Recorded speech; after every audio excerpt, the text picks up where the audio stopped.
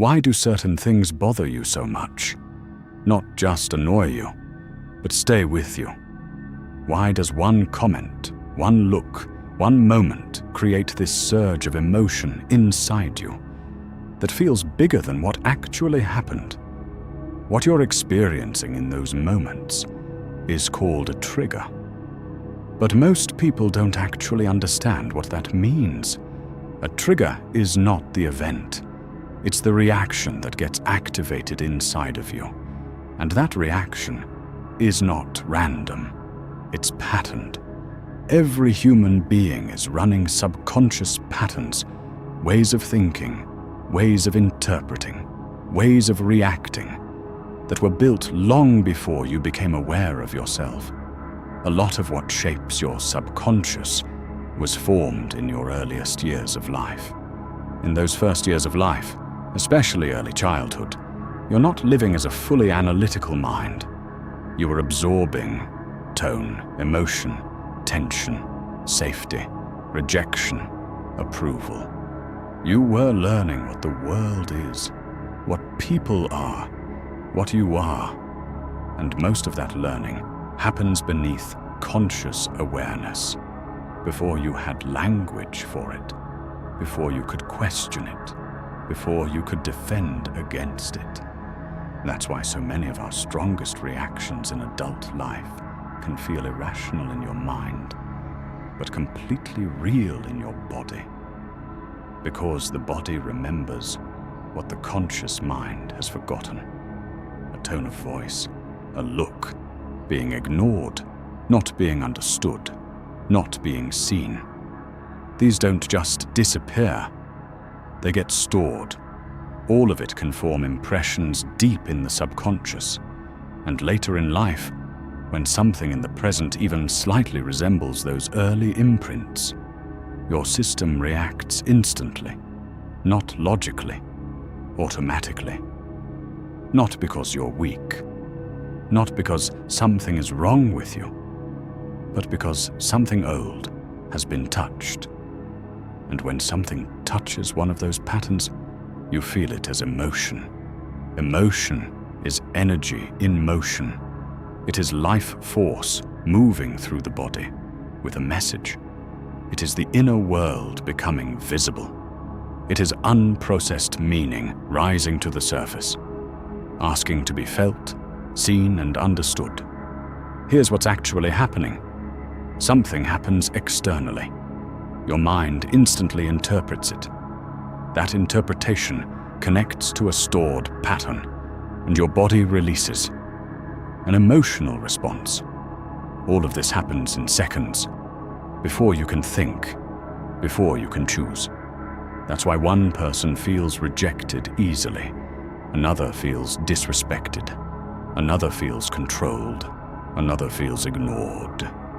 Different trigger, same mechanism.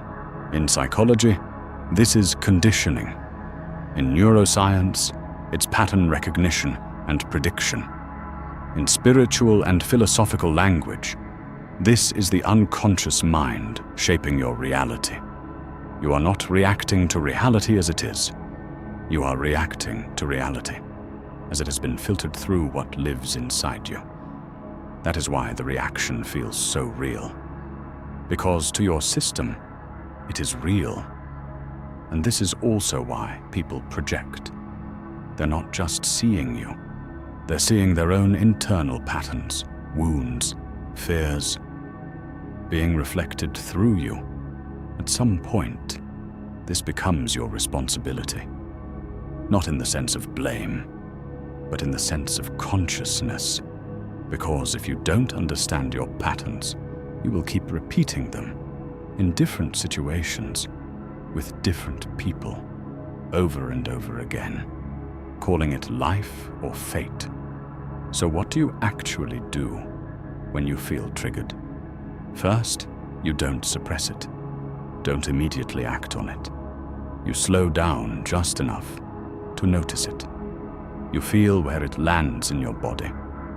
You get curious about it and the sensations instead of reacting to it. Then you begin asking better questions. What am I really feeling right now? What does this feeling remind me of? When have I felt this before? What story is my mind attaching to this moment? This is where the work begins. Because when you do that, you begin to separate the moment from the pattern. And that is how you become the witness of it instead of becoming it. That's where awareness comes in. You're no longer completely inside the reaction. You're seeing it happen. And the moment you can see a pattern, you are no longer fully controlled by it. That is emotional regulation, not suppression, not avoidance, understanding. Real emotional regulation is understanding what is moving through you so deeply that you no longer have to be ruled by it.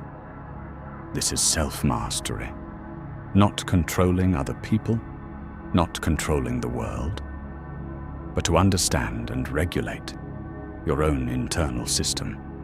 Because most people live their entire lives reacting from patterns they've never examined, and then they call that who they are. But it isn't. It's what was learned. It's what was stored. It's what became automatic. Because every unexamined trigger gets passed on into relationships, into families, into children, into communities, into culture. And when you zoom out, you start to see something deeper.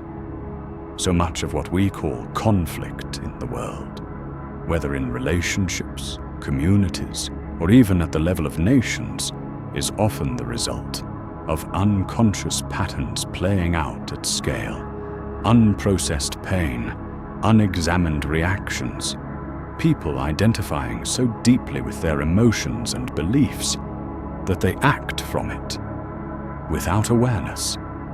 And when that happens collectively, it doesn't just create tension, it creates division. It creates destruction.